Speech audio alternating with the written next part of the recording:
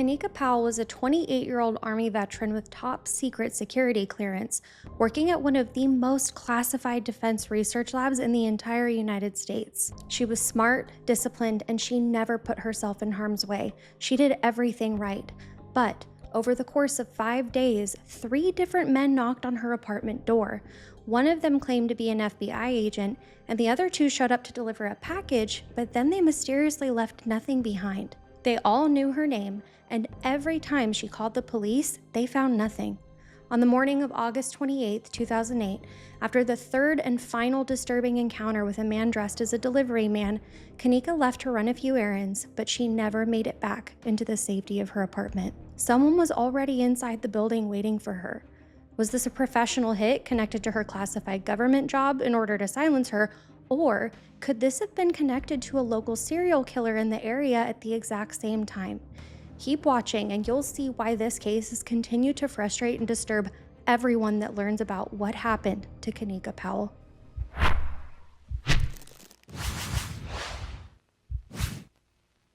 Welcome to the True Crime Nurse, everybody. My name is Kat, and I'm a registered nurse who loves all things nursing and true crime. Don't forget to subscribe and ring the bell before you go. All right, my friends, let's get into today's case. Kanika Tasha Powell was born on January 31st, 1980 in Prince George's County, Maryland. From the very beginning, everyone in her life said that she was something special. She was sharp, disciplined, curious about the world, and she had the drive to do something meaningful within it. As a baby, Kanika was well known for her bubbly personality, and her mom, Judy Forrest, said she knew how special her baby girl was.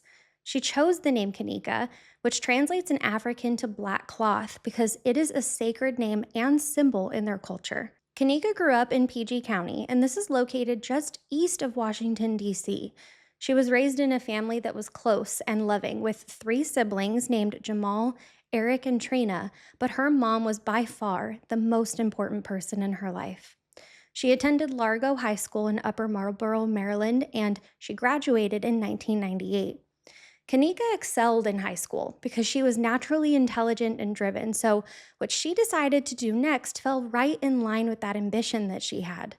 Rather than immediately going to college or just getting a regular old job, she made a decision that says a lot about who she was.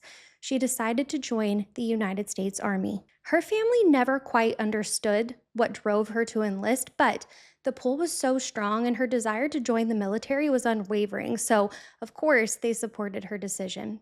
So, by the year 2000, Kanika Powell raised her right hand, took the oath, and became a soldier in the U.S. Army.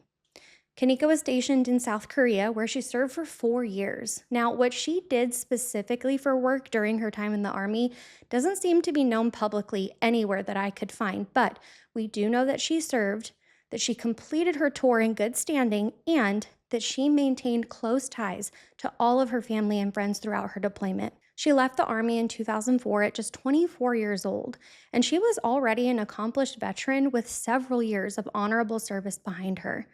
Coming home on such a positive note meant that the world was her oyster and she could do anything that she wanted to. She returned to Prince George's County, and Kanika landed a dream job opportunity. And I think that many of you listening will recognize the company that I'm about to say, at least listeners here in the United States. In 2004, Kanika secured a contract position with the Johns Hopkins University Applied Physics Lab, that's known as APL, located in Laurel, Maryland. For a young woman who had always been drawn to national security work and someone who had served her country overseas, plus had a desire to do something meaningful for a living, APL was truly a once-in-a-lifetime opportunity. The Johns Hopkins University APL is not your average research facility. It's one of the largest university-affiliated research centers in the entire United States, and it's directly connected to national defense and security. Its scientists, engineers, and analysts work on more than 400 projects at any given time, many of which are classified, including areas like missile defense, cybersecurity, space systems, sea warfare, and homeland security in conjunction with agencies like the Department of Defense and the Department of Homeland Security. Do you see why Kanika was such a great fit for this role? It seems like this was a seamless transition based on what she was already doing in the military. And let me know if you've heard of Johns Hopkins in the comments down below. Kanika started that job in 2004, and by 2006, after 2 years of earning her stripes, she was hired on as a full time employee to the lab. She'd passed the strict background check required for a top secret security clearance without any problems, and this, by the way, is not your standard background check for a job. The government looked into her finances, associations, travel history, neighbors, her character, and even more. This was, again, a huge accomplishment. Similar to her military role, her specific job title at the lab that she worked in was never made public just due to the nature of her job. She would sometimes travel for days at a time to California or Florida, and her mom only knew that her daughter was on a work related trip that Kanika couldn't discuss with her. When Judy Forrest would ask her daughter where she was going, Kanika would simply say she couldn't tell her, but that she would be back in a few days. Imagine being a parent and having a child in such a top secret position that you couldn't know exactly where they were or what they were even doing. I couldn't imagine how hard that would be, especially after just getting home from the military. Kanika was proud of what she did and the clearance level that she held. She was fulfilled in contributing to something much larger than herself, and she was really good at it. Work kept her very busy, so Kanika never had a chance to really date, get married, or have kids before her life was taken from her. She maintained a tight circle of friends ever since high school back at Largo, and these were young women that she had grown up with and kept close to no matter where life took her, especially her best friend Ayana. But even as she grew up and grew older and more established in her career, her mom, family, and friends said that she was still feisty and adorable. She had an infectious energy and a presence that people always remembered. Kanika was also very careful and cautious. She was a successful young woman living alone who understood, from both common sense and her military background, that the world could be dangerous. This is why she always remained vigilant. She didn't open her door to strangers, didn't take any unnecessary risks, and she paid attention to her surroundings at all times. By the summer of 2008, Kanika Powell was 28 years old and was living alone in a garden style apartment complex in Laurel called Deerfield Run Apartments. Now, Laurel sits near the border between Prince George's County and Howard County in a suburban community that was relatively quiet and a safe place to live. It was not a high crime area. It was the kind of neighborhood where young professionals were putting down their roots because it's close enough to Washington, D.C., but affordable enough to make sense on a government contractor's salary. On August 23, 2008, at about 7 p.m. after she got home from some errands, there was a knock at her apartment door. She was home alone, and she usually was, but she didn't recognize the person that she saw through the peephole. This was an unknown man that she had never seen before, standing in her hallway. She asked who it was, and the man said that he was from the FBI and that he was looking for Kanika Powell. He held a badge up pushed against the peephole, but there was no photo ID. He never gave his name, and he told her that he was there in connection with an investigation and he needed to speak with her. This seemed strange, and remember, she knew enough about the system to know better than anyone trying to pull over a quick one on her. Kanika did not open the door. She demanded documentation and a warrant, but strangely, the man just left. As he walked away, Kanika looked out of her bedroom window and watched him go. Then she heard a second voice, but it was coming from someone that she couldn't see, telling him to walk in the opposite direction. There had been at least 2 people there that she knew of now, so Kanika didn't hesitate for a moment, and she called the FBI directly. She did that immediately. The Bureau confirmed what she already suspected. This man was a fraud. Real FBI agents wouldn't ever conduct door-to-door visits alone, and they always leave a card so that the person they're trying to contact can follow up with them. They didn't send anybody to her apartment. I can't imagine how disturbing this must have been for her, but she did the right thing. Then Kanika called her local police department to file a police report. Officers arrived in 4 minutes and canvassed the entire apartment complex, but they found no one matching the description that she provided them. Despite the speed of the police response, the 2 men were gone. On Monday, August 25, 2008, Kanika sat down and wrote an email. She sent it to her family and friends as a warning about what happened at about 8 o'clock in the morning, and I'm going to read you her exact words now, and you guys, this is haunting. Quote, I just wanted to share with you the scariest thing that happened to me this weekend. Saturday evening, around 7 p.m., a man was knocking at my door.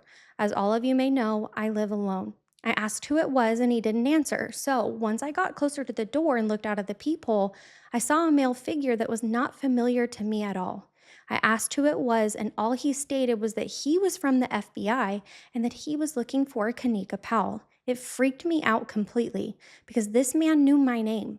He held a shield up, but no picture ID, and he never gave me his name. He told me he was looking for me in regards to an investigation. I told him that I had no idea as to what he was talking about and that he would need to show me some documentation plus a warrant of some sort. So he left, and I looked out of my bedroom window and saw him walking. I also heard a voice tell him to walk in the opposite direction. The whole situation was scary and seemed so false. So, because of this incident, not only did I get no sleep for the rest of the weekend, but I'm now trying to get an alarm system installed in my apartment. I had one in my old apartment, but I just hadn't had it transferred over to my new one yet.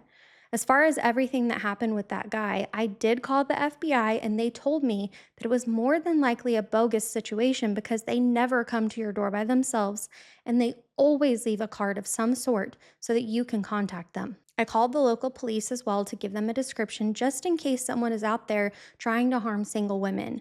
Pass this on, ladies. This is not a fake. Forward this. It happened to me, Kanika. Who knows who these guys are and what they're doing and in what areas other than mine, end quote. Kanika was clearly frightened, and she took this seriously, whereas many others would have just brushed the situation off. But even in her fear, her first instinct was to warn other people that she cared about, to share information and to protect her community. She also reported the incident to her apartment complex's management, and she arranged for a security alarm system to be installed in her unit immediately. She had had one again at her previous apartment, like she mentioned, and hadn't gotten around to setting it up yet, but this incident pushed her to get it done right away. At this point, she was taking every reasonable precaution available to stay safe. Her mom, Judy, said that after that first incident, Kanika thought that she was being set up for some kind of scam. Maybe these men were just local fraudsters trying to get inside apartments and rob them. But this wouldn't be their last attempt, and their plans were not as innocent as Kanika had hoped. 4 days after that fake FBI agent came to her door, on August 27th, there was another knock. This time, it was a different man, not the same person that she had seen before. He called her by her full name, which stuck out just like it did the first time, meaning that this is not a random visit. He said he had a package for her, but that he needed to just go get it and then he'd be right back. But my first question was, when do we ever see delivery people come confirm someone's identity without the package?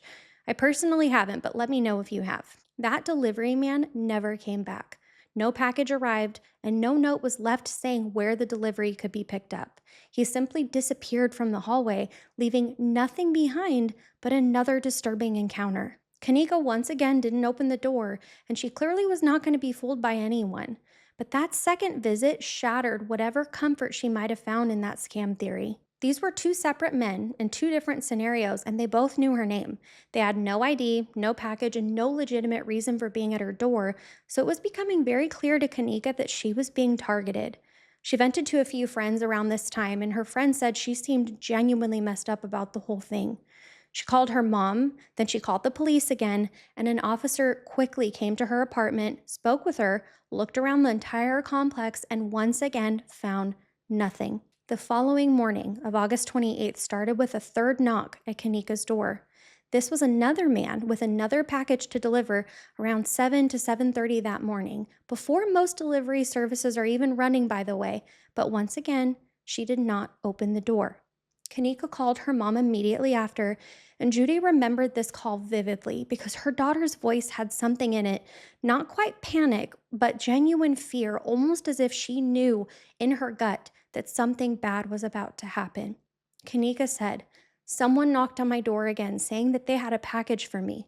It's 7:30 in the morning. Who delivers packages this early?" She also said something else. She asked her mom, "Why are these people bothering me, Ma?" And then, almost immediately after, she wondered if she made the wrong person angry. Had she done something to make herself a target? She was trying desperately to figure out if she had done something to explain this nightmare, when the truth was she had done nothing wrong. Kanika called the police again. Officers came, and for the third time, they didn't find anything. After they left, she decided she just needed to shake it off, go out and run some of her errands. She needed to get her car serviced and take care of a to-do list before an Atlanta trip that weekend. Kanika was supposed to be going to a pride festival with her friend, and she told her best friend Ayana everything about it. She was so looking forward to this trip because this friend may have also been a possible love interest. That person's identity has never been talked about publicly. She told her mom that she wasn't going to be going to work that day because she was leaving for Atlanta that evening, and she wanted to get home before it got dark to make sure that she was safe. Those exact words are so disturbing knowing what's about to happen. She left her apartment, ran her errands, got her car taken care of, and at approximately 11:50 in the morning, she returned home, but she never made it back inside. Someone had been waiting for her, not in the parking lot, not outside of the building, but inside her own building in the interior hallway, so the last place between the world and the safety of her own apartment. The gunman or the gunman had positioned themselves where Kanika would have no warning and nowhere to run. Kanika had her keys in her hand. She was reaching for her door, and that's when everything changed in a moment. Multiple shots were fired from a handgun, and Kanika quickly collapsed in the hallway. Her keys and her wallet fell with her, and they were still there when law enforcement arrived. She had plenty of money and credit cards on her, but nothing was stolen. The neighbors heard Kanika scream, "No, no, no," followed by 4 or 5 gunshots and then silence. Neighbors came out into the hallway and they saw something shocking. A young woman, their neighbor Kanika, was lying on the hallway floor right at the door of her apartment, bleeding heavily and barely alive. The first 911 calls came in immediately. Multiple callers reported the gunshots, so the police and paramedics were dispatched quickly. They arrived to find Kanika Powell alive but gravely injured, unconscious, clinging to life, and with extensive, devastating trauma. She was rushed to Prince George's County Hospital, but she never regained consciousness again. Kanika Tasha Powell died on August 29th, 2008, the day after she was shot after she was taken off of life support.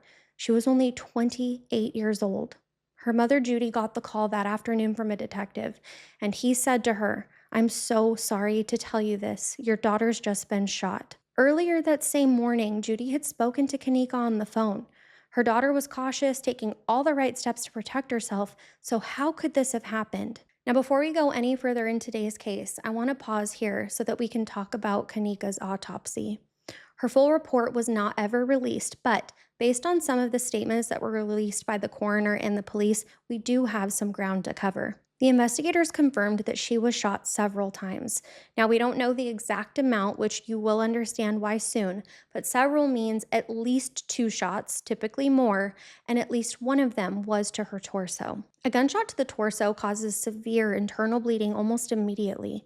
Blood fills spaces like the chest, around the heart, and the abdomen, while the body tries to compensate by increasing the heart rate and redirecting blood back to the vital organs. Once blood loss becomes significant, at around 30 to 40%, the body goes into what's called hemorrhagic shock. Your blood pressure drops, oxygen delivery to the body fails, and the person may become confused or unconscious. In this case, the fact that Kanika was already unconscious when the first responders arrived means that she had lost a critical amount of blood as she laid there waiting for them to arrive. The fact that she never regained consciousness across that 22-plus hour window that she was in the hospital tells us that her brain was injured in a way that was not reversible. This was probably because of an anoxic brain injury, meaning that there was not enough oxygen getting to her brain for a period of time that led to irreversible brain damage. As far as what took place in the hospital once she arrived in that trauma bay, a trauma team would have been standing by waiting for her arrival to do everything that they could to save her life. Massive blood transfusion protocol would have been activated. Then they would have started working on her and coding her, inserting lines, critical medications, surgery, intubating, and even more to try to stabilize her before they could look at her brain to determine if there was any activity left at that point. Despite their best efforts, though, her brain was already gone. No amount of help could reverse what happened in the hallway just outside of her apartment. And Kanika's family, especially her mom, were forever changed because of that moment. The cause of death was listed as multiple gunshot wounds, exsanguination or massive blood loss, and anoxic encephalopathy secondary to hemorrhagic shock, meaning loss of oxygen to the brain because of the severe blood loss. The manner of death was, of course, homicide. Now, to go back to the investigation, the Prince George County investigators said that the days and weeks following the murder led them to believe that Kenneka was targeted. Nothing about this was random. The fake FBI visit, the multiple delivery attempts to confirm her identity and which unit she was in, plus the position inside the building where the shooter waited, showed that this was not a crime of opportunity. Someone had put effort and planning into this. The handgun used was never recovered.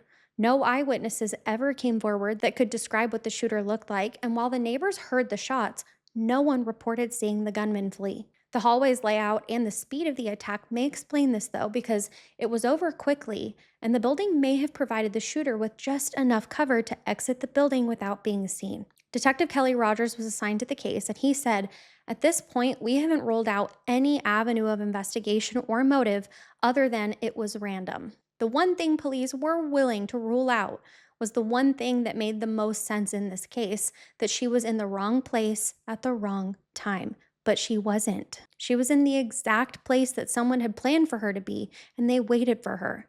The inside hallway of her apartment building was sectioned off, of course, as an official crime scene, and their initial scene assessment told the investigators a lot quickly, but it also left quite a few holes. Kenneka had been shot in the hallway, but none of her belongings were taken, and nothing had been scattered across the hall as if it were grabbed and maybe they dropped it as they ran away. A robber would have taken these types of items, and a robber would not have waited inside an apartment building for a woman to return home from their errands. They would just take all the valuables and then get the heck out of there before the victim got back home. The detectives hunted high and low and found no trace of a weapon anywhere. They even extended the search outside of the complex and beyond, but still nothing. I'm sure they were hoping that the perpetrators dumped the weapon somewhere along the way, but they didn't.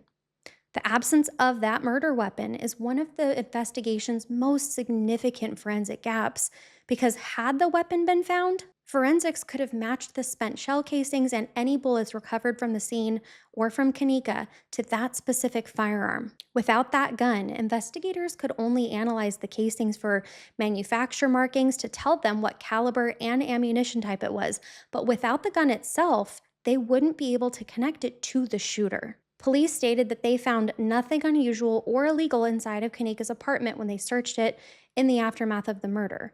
There were no signs of a break-in, no evidence that someone had been inside her apartment at all without her knowledge, and nothing that would suggest that she was involved in any kind of criminal or compromising activity. We obviously know Kenneka's character from her history and from her family and friends, but it's still important that the investigators take a look at that to determine if anything could have been going on behind closed doors, maybe to suggest a motive or who could have been after her. But again, nothing. One of the first questions I had when looking into this case was, what about the security footage at the apartment?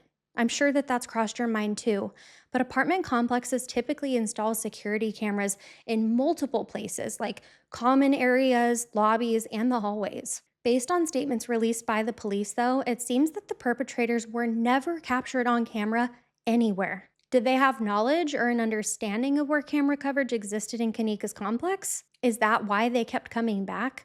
If someone had visited that building multiple times in the week before, dressed as the FBI agent or the delivery person, then they would have had ample opportunities to identify camera positions and avoid them. When we take a look at the apartment building, I struggle to see how anyone could have gotten away without being seen, though. The corridors are enclosed with stairs, so maybe they jumped out of a window or something. Let me know what your thoughts are in the comments down below. But I will be sure to show you as many pictures as I can of the complex. Detective Rogers and the Prince George's County Homicide Unit conducted an extensive canvass of the apartment complex and, of course, the surrounding areas, which we touched on, and the neighbors were interviewed too. Anyone who might have seen unfamiliar faces in or around the building in the days leading up to the shooting were reached out to. Now remember, Kenneka had filed police reports after the first incident all the way through to the final incident just the week before, and those reports had her own descriptions of the men that were showing up to her door. No one matching those descriptions was ever publicly identified or arrested. Something that I wondered about, though, was whether or not the police ever created a sketch based on her descriptions and released them out for information, but they didn't. That seems like a hugely missed opportunity to me, but I'm not an investigator, so what do I know? Police also looked into possible connections at Kanika's job, the Johns Hopkins University Applied Physics Lab. APL spokesman Michael Buckley did speak with the investigators, but he also maintained the lab's strict confidentiality about all of the specifics regarding Kanika's work. The possibility that her death was connected to her professional life was on the table here. I mean, how could it not be, given the fake FBI visit, the security clearance, and all the traveling that she did? The police claimed that they did not believe her job was a motive, though. If her death was connected to national security information that she held, then local police investigators may not be privy to that information. So then my next question was, why didn't they involve the FBI if her job couldn't even release protected information to them? FBI would be required the same level of clearance that Kanika held, so I'm not quite understanding the gap here. Also, please correct me if I'm wrong regarding the clearance levels, but I can't see any world in which the FBI can't know information about Kanika's work that could lead them to possible suspects. So, as you can see, the police had no leads. They had descriptions like shell casings and a victim with no apparent personal enemies or criminal activities, but no suspects. The case was opened as an active homicide investigation, and it has remained technically an open case ever since. In 2010, Detective Rogers confirmed that the case was still active and still being worked on, but by the time Crime Watch Daily revisited the case in 2015, they said that this case continues to baffle law enforcement. A $25,000 reward was offered by the Prince George's County crime solvers for any information leading to arrests and indictment of those responsible. That reward still stands today. Now, before you go, I want to touch on a few theories that I've seen circulating around out there. Kanika had no official partner and no known enemies, but she did have that love interest that she was going to Atlanta with. Still, her family and friends were genuinely baffled at what happened, and they could not name a single person who would have wanted Kanika dead. Her mother said she was just living a normal life. It doesn't add up. Somebody knows something, and they're holding on to it, and we don't know why. I did read that the person Kanika was going to Pride with had a jealous ex-boyfriend, but without anyone's identities confirmed, it would be really hard for us to make any determinations based off of that theory. The most dramatic and compelling theory is that Kanika Powell was a victim of a contracted killing or a professional hit. This could have been orchestrated by unknown people or groups connected to either maybe her military background or work at Johns Hopkins University APL. The fact that multiple different men were involved in disguises to lock in exactly where Kanika was and when, and even used the guise of someone in the FBI is telling. The use of a false identity instead of waiting in the parking lot, maybe, for their attack, means that these perpetrators wanted Kanika to open her door to attack her in a more controlled environment where they could develop an entrance and exit strategy. The gun never being recovered was also consistent with a professional hit, because someone who does this for a living would know better than to ever leave a traceable gun anywhere. There are also some problems with the professional hit theory, though. The way this all happened would have been too clumsy for someone as skilled as a contract killer. A professional assassin wouldn't have had multiple failed approaches throughout the course of a week, which would draw the victim's attention and cause her to file multiple police reports and alert her family and friends. At least that's what Hollywood and common sense tells us. They also wouldn't use easily blown cover stories like a fake FBI agent who carries no photo ID or a delivery man that didn't even have a package. Any target would have immediately seen through that, especially someone well-trained and smart like Kanika. Another theory that's also had quite a bit of traction is that Kanika Powell was one of the unconfirmed victims of Jason Thomas Scott, who was a serial killer in Prince George's County, Maryland, between June of 2008 and March of 2009. This is the window of time when Kanika's murder took place. Scott, who became known as the mother-daughter killer, was convicted and sentenced to a total of 182 years in prison for 5 confirmed murders, including Vilma Butler, Karen Lofton, and her 16-year-old daughter, Carissa. He was also charged with the murders of Dolores DeWitt and her 20-year-old daughter named Ebony. He was described as educated, attractive, and tech-savvy. Scott also worked a part time job at a UPS facility in Landover, Maryland, where he used his access to the company's database to research potential victims by looking up their home addresses, the vehicles that were registered to them, and identifying people that were alone or seemed vulnerable. Scott would watch these targeted homes, figure out how many people lived there, then he would cut the phone lines to disable alarm systems, and he would gain entry through unlocked windows or by breaking a window. He committed some crimes with accomplices, and sometimes he did them alone. He robbed the victims and, in some cases, murdered them. I can see why the Scott theory applied to Kanika initially seems to match because he was active in the same county at the same time. Plus, one of the men that approached her door is consistent with the kind of information that a UPS employee might use as a cover. However, that theory has some significant weaknesses that I'm sure you already picked up on. Scott's confirmed victims were all killed in home invasions, and he broke into their homes. Kanika was not killed during an in-home invasion. She was shot in the hallway. Scott also robbed his victims, and none of Kanika's belongings, cash, or wallet had been touched. The multiple attempts to approach Kanika's door, plus the fake FBI credentials, was also something that Scott would never have done. In 2013, Scott entered what was called an Alford plea deal, acknowledging that prosecutors had plenty of evidence to convict him of even more crimes, even if he didn't admit them. But he has never been connected to Kenneka Powell's murder, and investigators have also never named him as a suspect in her case. Another possible theory involves a different victim. On November 12, 2008, less than 3 months after Kanika Powell was killed, a 31-year-old man named Sean Nicholas Green was murdered in Oxon Hill, Maryland. Green had been stopped at a red light at about 5:30 in the evening when a masked gunman approached his Cadillac DeVille and fired multiple shots through the driver's side window. He was shot 9 times and sadly died at the scene. Sean Green lived alone in Oxon Hill, had never been married, and also had no criminal history. He worked in information technology at the National Counterterrorism Center in Virginia, which is a highly sensitive national security role that required top secret security clearance. He was similar to Kanika Powell professionally, and his personal circumstances, plus his manner of death, seemed similar too. The two murder sites were only 25 to 30 miles apart, but they were within the same county. Both victims were young, single Black professionals working in national security with top secret clearances. Both were ambushed and shot multiple times, and both murders remain unsolved. Police in both cases said that they had no suspects and they were struggling to identify a motive. Prince George's County Police said that there was no indication that these two killings were connected, though. A lot of people online have pushed back on this because the similarities are far too specific to just dismiss them as a coincidence, and also, I can't find any evidence or points against this theory either, but the police still deny any connection between the two. The final theory, and the one that investigators have seemed to believe the most, is that Kanika Powell was the victim of a random crime gone terribly wrong.